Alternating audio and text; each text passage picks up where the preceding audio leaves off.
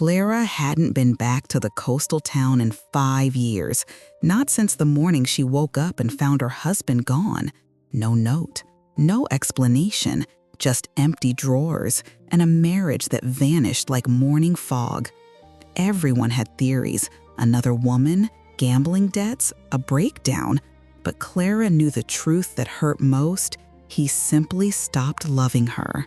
She'd lived with that shame ever since, until the day she inherited her mother-in-law's beach house and had no choice but to return. The moment she arrived, she felt it: someone watching from the lighthouse. Daniel, the old keeper who'd been there for decades. His eyes held something she recognized: guilt. He knew. He'd always known. And when Clara found the letters hidden in her husband's belongings, letters from Daniel begging him to tell the truth, everything she thought she understood shattered. This is the story of what really happened that summer night and why some silences are more devastating than any words. Clara's hands were shaking as she unlocked the beach house door. 5 years. 5 years since she'd stood on this porch. 5 years since Lucas disappeared without a trace, leaving her to drown in whispers and sideways glances from neighbors who thought they knew what happened. The house smelled like dust and salt and something else, grief maybe. Her mother-in-law had died 3 months ago, and the lawyer had been clear: the property was Clara's now. She had to settle the estate in person. She stepped inside, and the memories hit like a wave. The kitchen where they'd cooked breakfast together, the living room where they'd watched storms roll in, the bedroom where she'd woken up that morning to find his side of the bed cold and empty. Clara walked through the room slowly, touching furniture like it might speak. In the bedroom, she found his reading glasses still on the nightstand. In the closet, his shirts hanging like ghosts.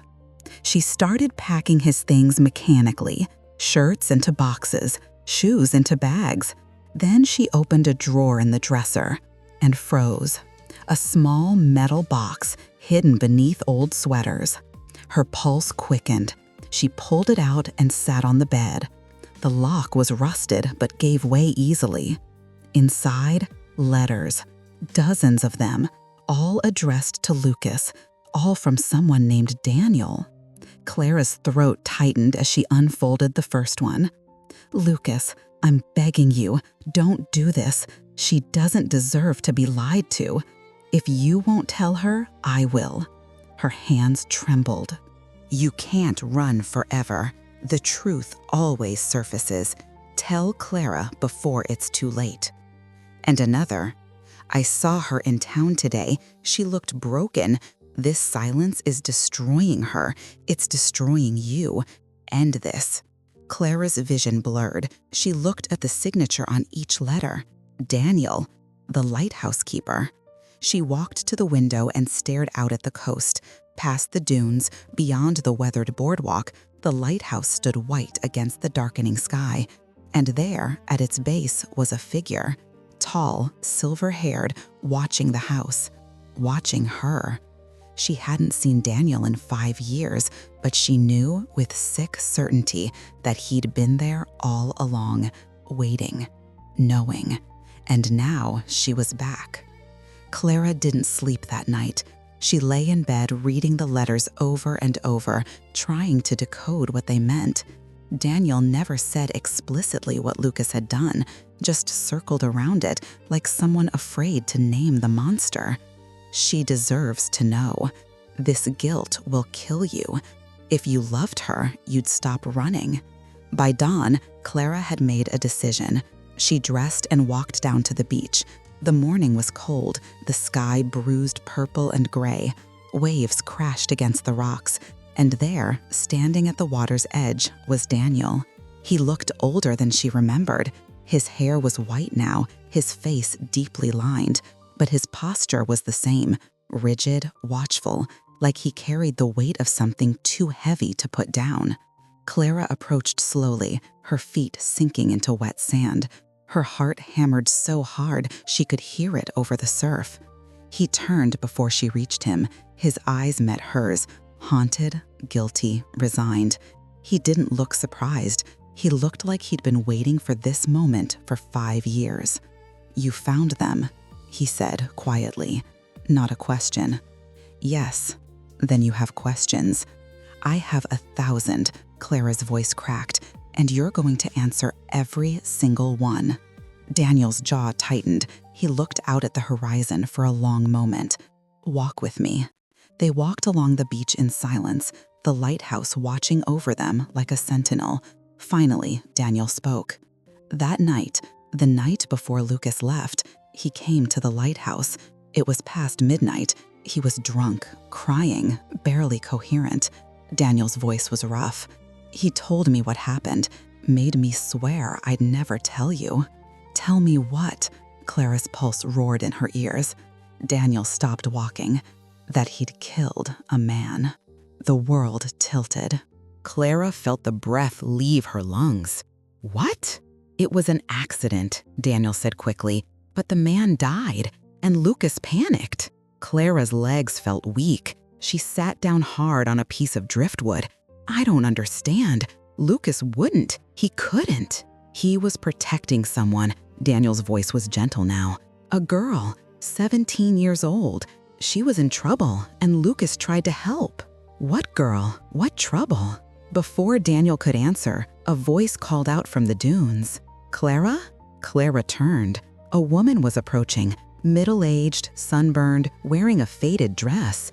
Clara recognized her immediately. Rosa, the woman who used to run the ice cream shop, the woman whose smile at Lucas had always lasted a beat too long.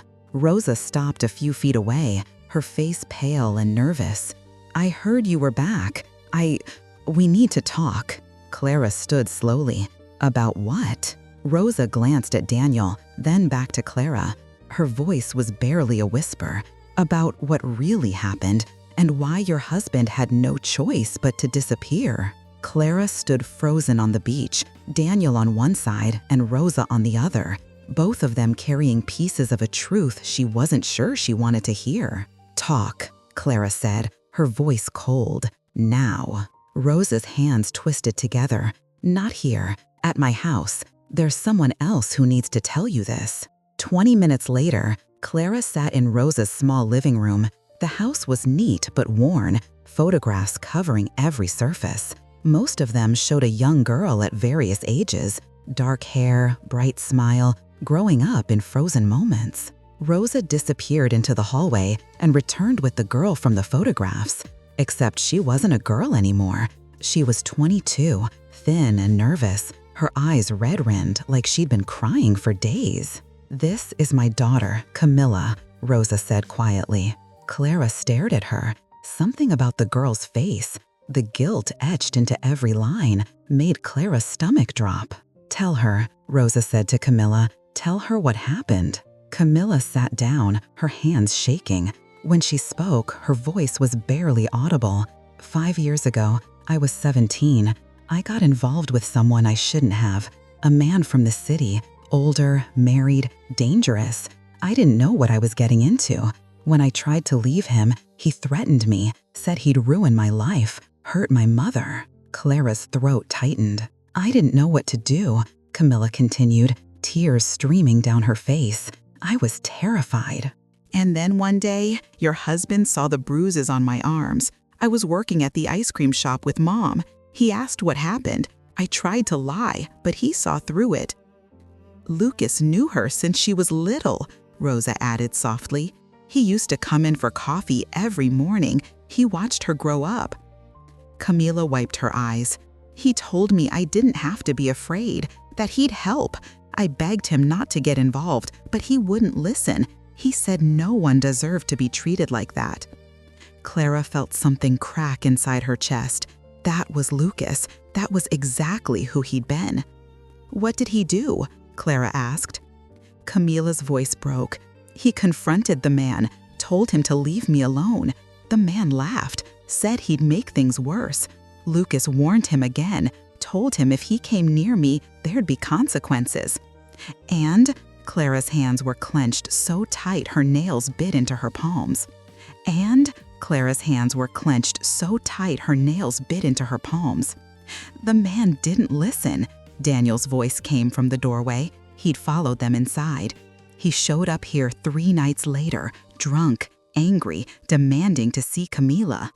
Rosa's face crumpled. Lucas was here. He'd been checking on us every night, making sure we were safe. When the man showed up, Lucas confronted him. They argued. It escalated. They fought, Camila whispered. The man threw the first punch. Lucas defended himself. But then, she couldn't finish. Daniel did. The man fell, hit his head on the stone steps leading up to the porch. By the time the ambulance arrived, he was dead. The room spun. Clara pressed her hands to her face, trying to breathe. It was self-defense, Rosa said desperately. But the man, he had connections, powerful people. Lucas knew they'd twist it, make it look like murder. He'd go to prison. So he ran, Clara whispered. He came to me that night, Daniel said quietly, told me everything, begged me to watch over you, to make sure you were safe. Then he left before dawn.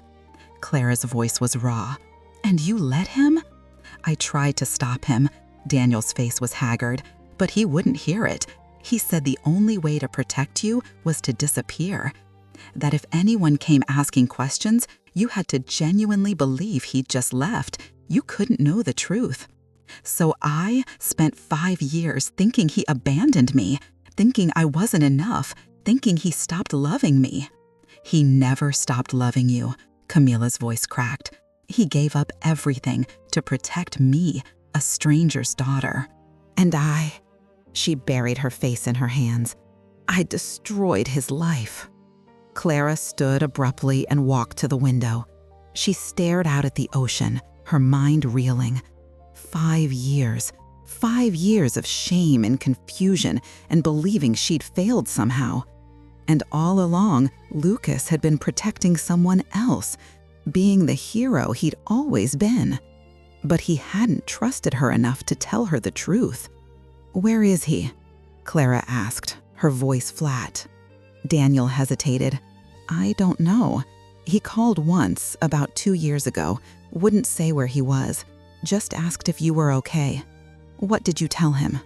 I told him you were surviving, but that you deserved better than lies. Clara turned to face them. Did he agree? Daniel's eyes filled with pain. He said you deserved better than him. The words cut deeper than anything else. Clara felt years of grief and anger and confusion crystallize into something sharp and clear: determination. I need to see where it happened. Rosa's face went white. Clara, I need to see. Rosa led her to the back of the house. The stone steps were still there, weathered and cracked, leading up to a small porch. Clara stared at them. Ordinary, unremarkable stones that had changed everything. She knelt and touched the cold surface. This was where Lucas's life had shattered, where hers had too, even though she hadn't known it yet. He didn't mean for it to happen, Daniel said quietly. He was a good man who made an impossible choice in a moment of fear. Clara closed her eyes. He should have told me. Yes, Daniel agreed. He should have.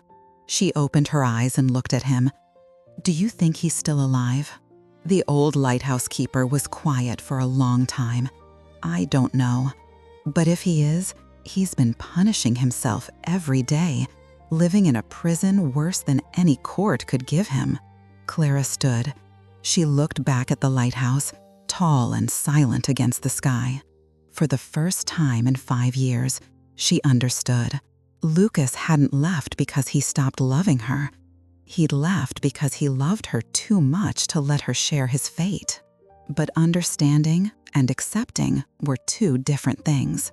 Clara spent the next 2 days alone, walking the beach, sitting on the porch, staring at the horizon. Anger and grief warred inside her. She was furious at Lucas for not trusting her, furious at herself for believing the worst, furious at the universe for putting them in this impossible situation. But beneath the anger was something else: love. Still there, still stubborn, still refusing to die. On the third morning, she made a decision. She drove into town and found what she was looking for, a small law office on Main Street. Harrison and Cole, defense attorneys. The receptionist looked surprised when Clara walked in without an appointment. "Can I help you?" "I need to speak with Michael Harrison. It's urgent." 30 minutes later, Clara sat across from a man in his 50s with sharp eyes and graying temples. She told him everything: the accident, the 5 years of running, the man who died, the girl Lucas saved. When she finished, Harrison leaned back. "If your husband comes forward, he'll face charges, manslaughter at minimum.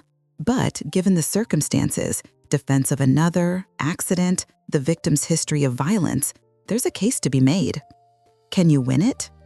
Harrison studied her. "I can try, but it'll take time, months, maybe longer, and there are no guarantees." "He's been in prison for 5 years already," Clara said quietly. "A prison of his own making. If there's any chance the truth can free him, I have to try." Harrison nodded slowly. "I'll need statements from everyone involved: the daughter, the mother, the lighthouse keeper. And we'll need to find your husband, convince him to come home." Clara met his eyes. "Leave that part to me." That evening, Clara returned to Rosa's house. This time, she brought something with her, a letter she'd written that morning.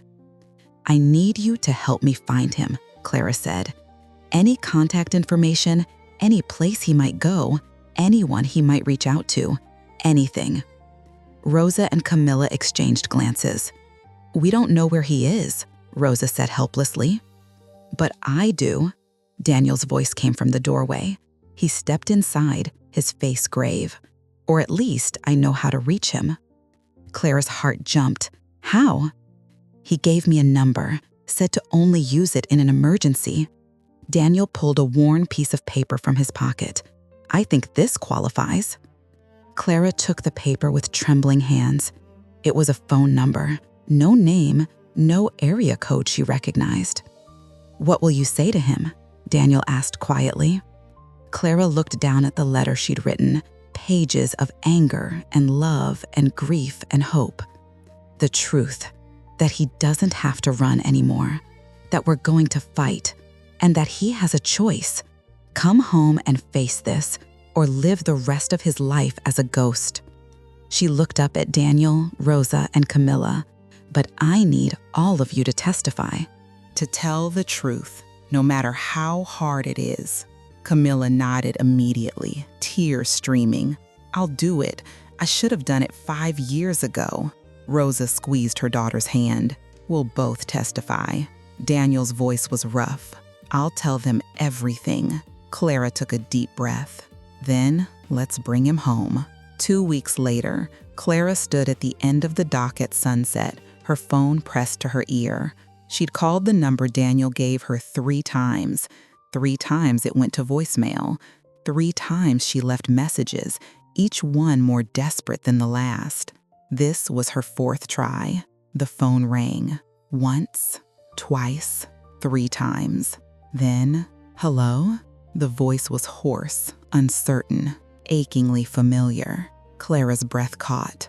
"Lucas." Silence, long and heavy. Then, barely a whisper. "Clara, it's me." She heard him exhale shakily. "You shouldn't have this number. Daniel promised."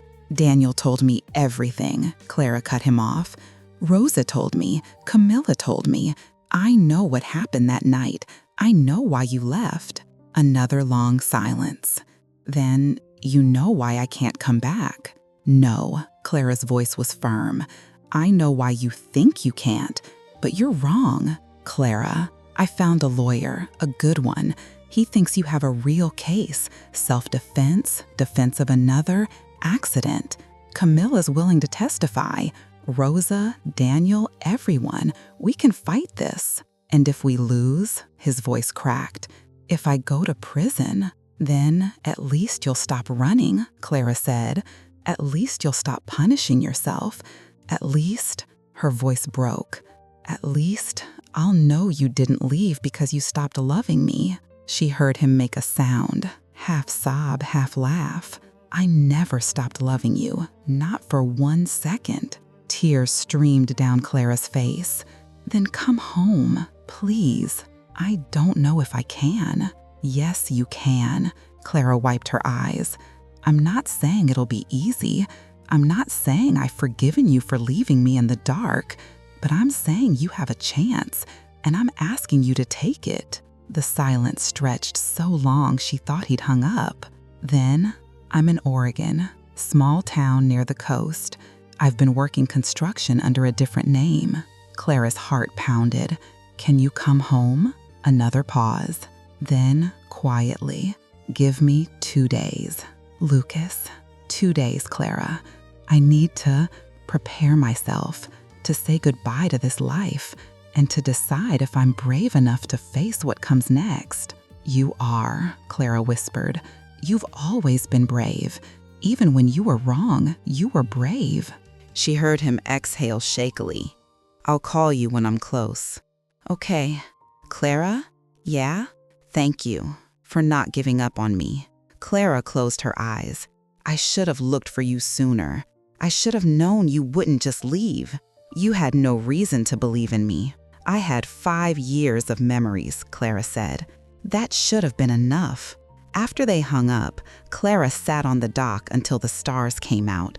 She didn't know what would happen when Lucas returned. She didn't know if they could rebuild what they'd lost. But for the first time in 5 years, she felt something that had been absent for so long she'd forgotten what it felt like. Hope.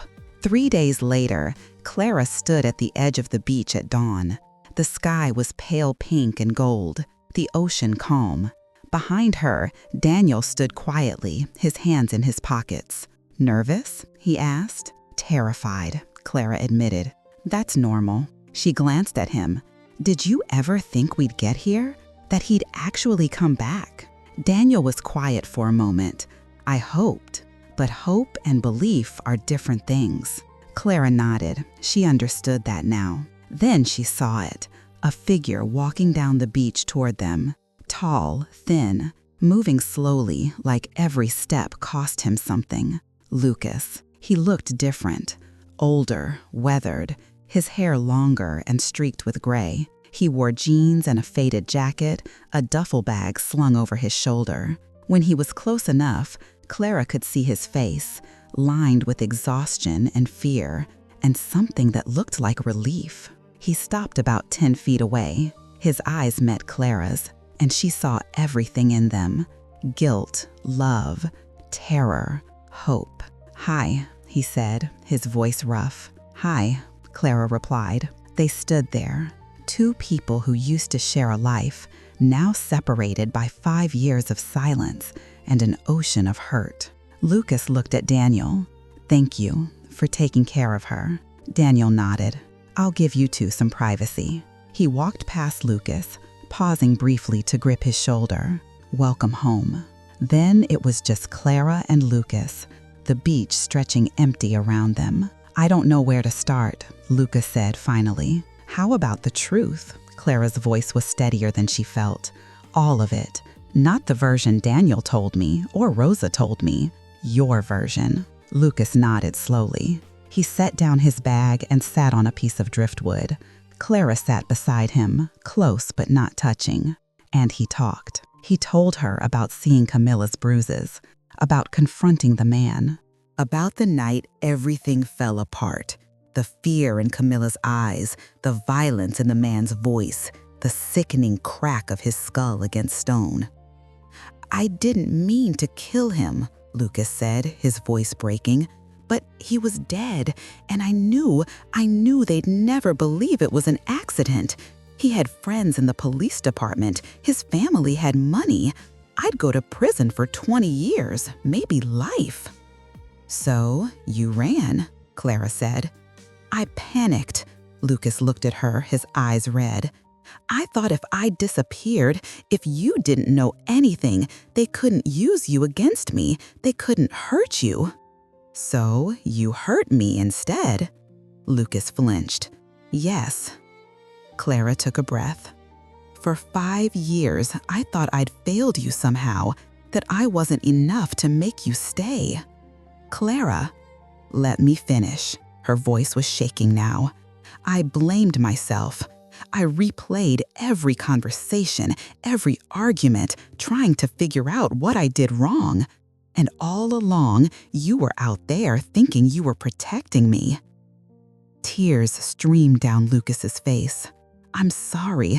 I know that's not enough, but I am so sorry. Clara wiped her own eyes. I don't know if I can forgive you. Not yet. Maybe not ever. You took that choice away from me, the choice to stand by you, to fight with you. You decided what I could handle, and you were wrong. I know. But, Clara's voice softened, I understand why you did it, and I know you were trying to protect me. Even if it was the wrong choice, it came from love. Lucas looked at her hopefully. Does that mean? It means I want to try, Clara said, to help you fight this, to see if we can build something new from the wreckage. But I need you to promise me something. Anything. No more running, no more secrets. Whatever happens, trial, prison, freedom, we face it together, or we don't face it at all. Lucas reached out and took her hand. His fingers were rough, calloused, unfamiliar after so much time, but they were his. I promise, he whispered, no more running. Clara squeezed his hand. Then let's go home. They stood together and walked up the beach toward the house. Behind them, the lighthouse beam turned slowly, cutting through the morning light. A guide home, a promise of hope.